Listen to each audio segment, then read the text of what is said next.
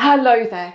Many clients I've worked with over the years tell me the biggest reason why they fail to stay on track and give in to the quick fix of sugary type foods is due to stress and the sort of overwhelm of daily living. Life can certainly be demanding, and it's easy to see why we feel at times the desire to turn to food for comfort. If this is you, then you're not weak-willed or you're not unusual in any way. Certainly this almost instinctively reaction that when we feel anxiety or depression or we feel low or stressed out, that we can turn to food as that sort of quick pick-me-up. It really is a natural human impulse. This happens because food can change our mental state, and for a short amount of time at least, food can actually dampen down our stress hormones and emotions. But unfortunately, when we turn to the chocolate or the sweeties or biscuits, these so-called comfort foods, these are all counterproductive to the goal of weight loss and general health. You can say that comfort foods are almost like a short-term pleasure for a lot of long-term pain. So how do you break the habit of turning to food when you're feeling emotional?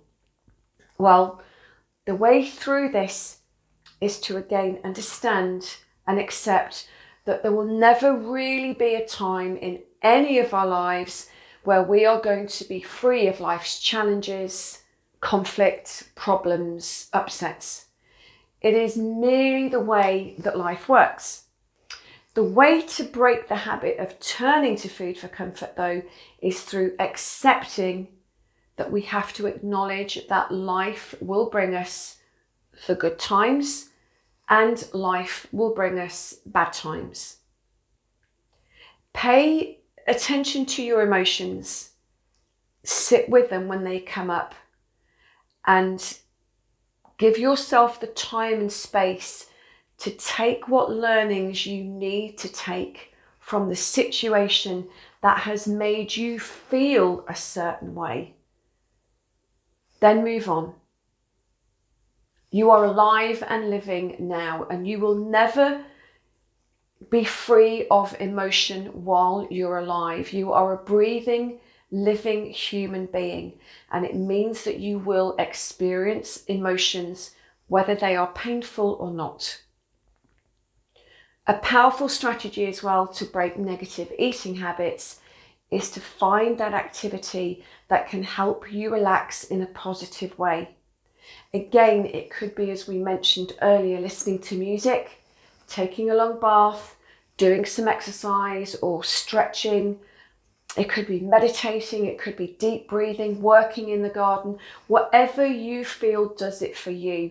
You need to practice one thing that works for you every single day in order for you to release the pressure cooker of life.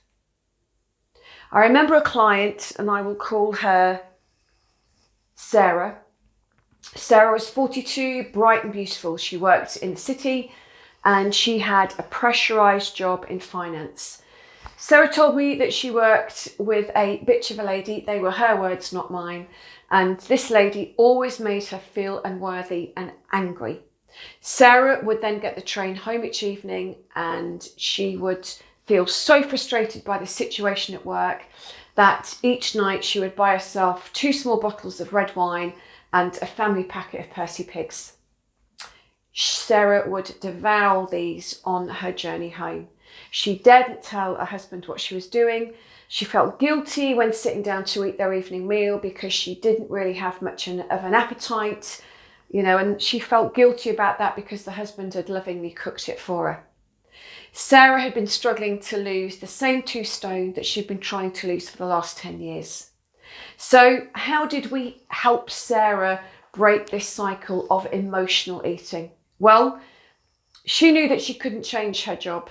However, she realised that she could change her feelings and her reactions to the situation that she found herself in at work. So instead of eating her lunch at her desk opposite this unpleasant lady, Sarah set the alarm on her mobile phone every day for 1 p.m. And whenever that alarm would go off, she would stop working, walk to her local deli, which was a 10-minute walk away, and she would sit there and eat a healthy tuna or avocado salad while simply watching the world go by.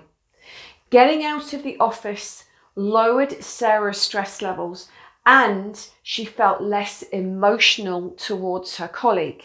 Then every evening, Sarah left work at 5:30, stuck on her trainers and power walked 25 minutes to the next tube station that would take her to the train home. Sarah said that by doing these simple changes, the exercise drastically lowered her emotional state, and she felt more energized and positive towards herself. That really helped her cope with the nasty ogre at work. It was a win-win for Sarah. She now arrived home feeling hungry and looking forward to her evening meal with her hubby. She was less stressed, and in 3 months she had dropped a whopping 10 pounds. Well done, Sarah. Take time to consider when you are most vulnerable of falling into the habits of emotional eating. This is really important for you to identify for yourself, because the more you know yourself, the more you understand what events, people, situations in your life, feelings, etc. will make you turn towards food. It will be easier for you to achieve a healthier and happier you. So are there certain times of the day that you feel more vulnerable to eat in a way that is over and above the need for actual nutrition? Is it when you feel overwhelmed? Is it when you feel tired? Is it when you work too many hours? Is there a certain person in your life that makes you want to overeat? Are there activities that you really dislike doing in your life that make you feel like you need a food reward? So here's a little exercise for you to do today. On a piece of paper, write out the following question. What are my triggers or reasons for eating when I'm not hungry? What are my triggers or reasons for eating when I'm not hungry? Take some time to look at your answers. What do your words tell you?